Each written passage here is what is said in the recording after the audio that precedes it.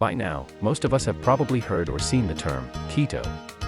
According to the Google Trends report for the US, Google searches for the word keto rose sharply from 0% of peak interest in November 2015 to 100% of peak interest in January 2019. Interest in keto remains high to this day. So, what exactly is keto anyway? In this video, we'll take a deep dive into precisely what keto is and what it does, so you can make an informed decision about whether or not it's for you. All that, coming right up.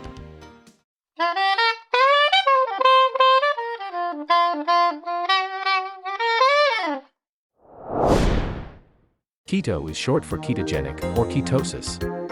Ketosis is a natural metabolic state in which the body preferentially burns stored fat instead of carbohydrates. Fat or triglyceride molecules contain more than double the energy of carbs. They consist of a 3-carbon backbone known as glycerol, with 3 fatty acids attached. Fat molecules are too large to fit into our cells, so they must be broken down into glycerol and free fatty acids before entering our cells. This reaction requires 3 water molecules to fill the gaps. Glucose, which is the Greek word for sweet, is a simple sugar that serves as the basic building block of carbohydrates. The glucose molecule is comprised of 6 carbon atoms, 12 hydrogen atoms, and 6 oxygen atoms. Carbohydrates and glucose are ubiquitous, but often hidden, in the standard American diet. Some of the more commonly consumed high-carb processed foods include bread, breakfast cereals, chips, pizza, pasta, fries and sugary beverages. Even what many consider to be healthy fruit juices are typically loaded with sugar. Our bodies require energy to function, but pound for pound, our brain is the biggest energy hog. While it makes up only about 2% of our body weight, it uses 20% of our total energy expenditure.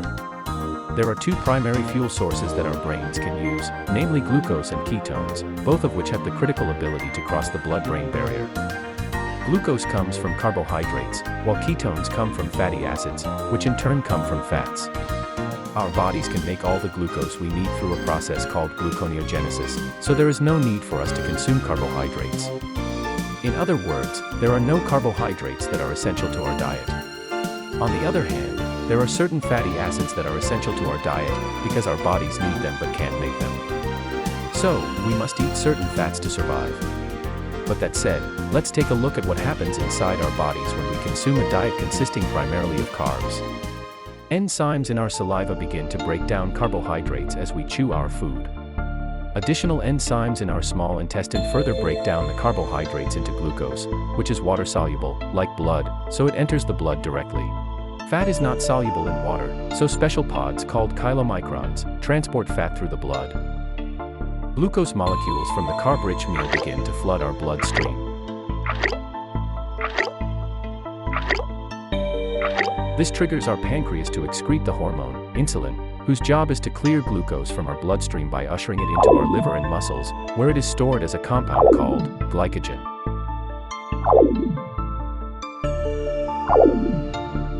Our glycogen storage capacity is limited, so when that limit is reached, insulin ushers the remaining excess glucose from our bloodstream into our fat cells.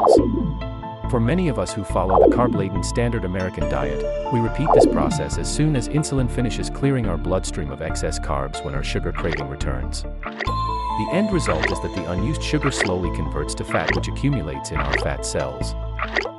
Now, let's take a look at what happens when our blood sugar remains low for extended periods.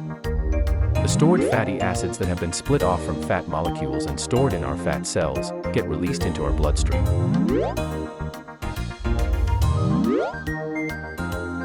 Our liver takes up the free fatty acids and converts them into ketones, primarily beta-hydroxybutyrate, or BHB.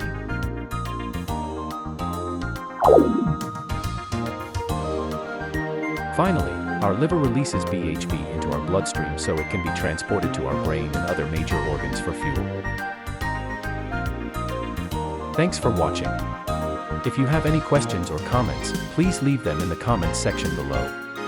If you'd like to see more videos like this in the future, please like and subscribe. For a more in-depth discussion about the ketogenic diet and lifestyle, I've provided a link below to my book titled Keto Lifestyle for Beginners.